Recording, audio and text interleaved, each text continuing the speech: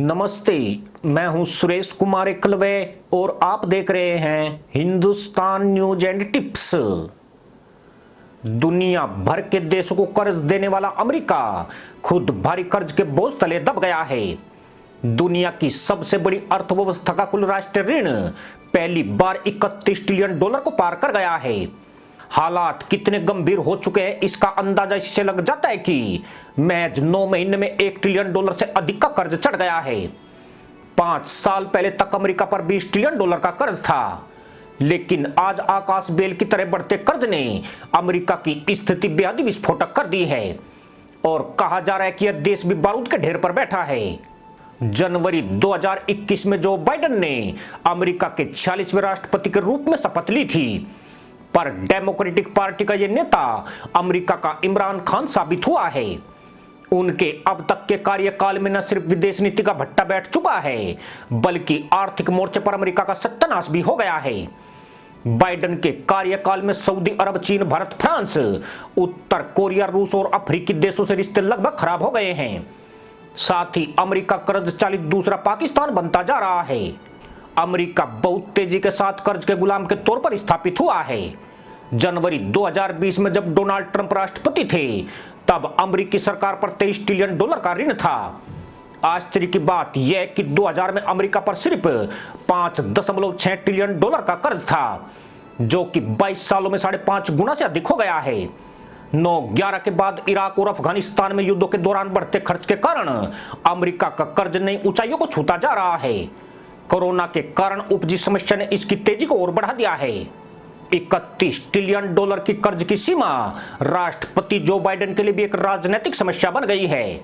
आने वाले वक्त में उधार की लागत बढ़ने की भी संभावना है, जिसका सीधा असर देश की अर्थव्यवस्था पर पड़ेगा।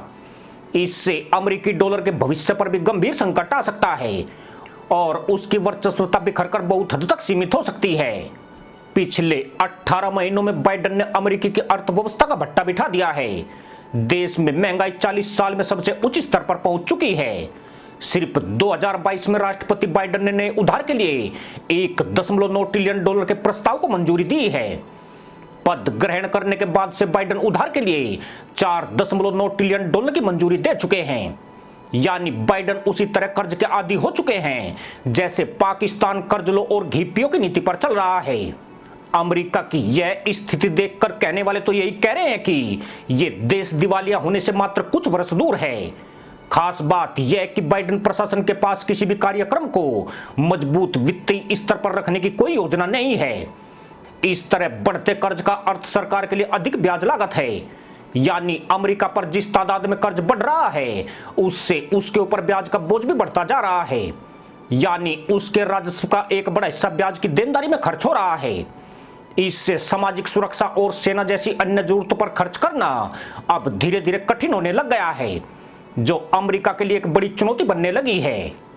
अमेरिका के सार्वजनिक और अंतर कर्ज दोनों के आसमान छूने के पीछे जो बाइडेन की गलत नीतियां जिम्मेदार है। उनका बुढ़ाऊपन देश की अर्थव्यवस्था पर अभिशाप बन गया है।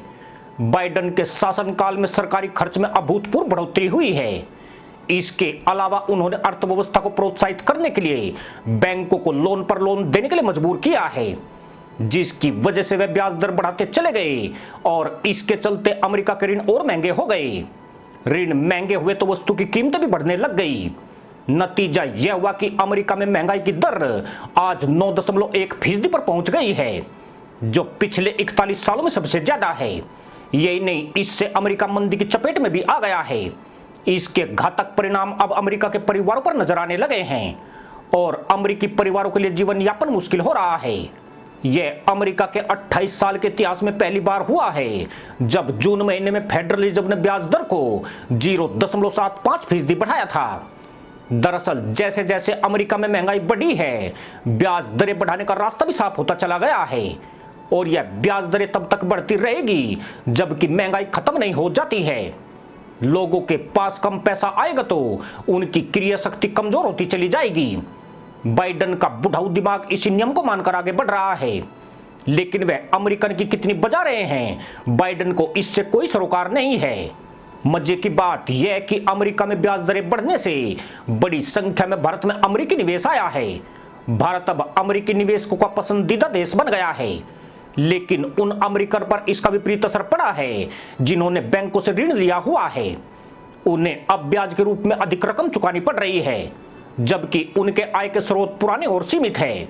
देश में नए रोजगार देने में सरकार नाकाम साबित हुई है। यही नहीं, देश में कर्ज न चुका पाने के मामले बहुत तेजी से बढ़े हैं, जो अमेरिकी बैंकों के लिए मुश्किल खड़ी कर रहे हैं। यानी जिस अमेरिका को राष्ट्रीय ऋण के रूप में $1 ट्रिलियन कर्ज तक पहुंचने में 200 साल लग गए थे, जो बाइडेन के आने के बाद स्थिति इतनी बदतर हो चुकी है कि लगभग हर तिमाही में $1 ट्रिलियन कर्ज अमेरिका के ऊपर चढ़ रहा है। ऊपर से यूक्रेन युद्ध उसके लिए गंभीर संकट की तरह है, जिसमें कूदकर बाइडेन ने अमेरिका की रही सही अर्थव्यवस्था का भी भट्टा लगा दिया है।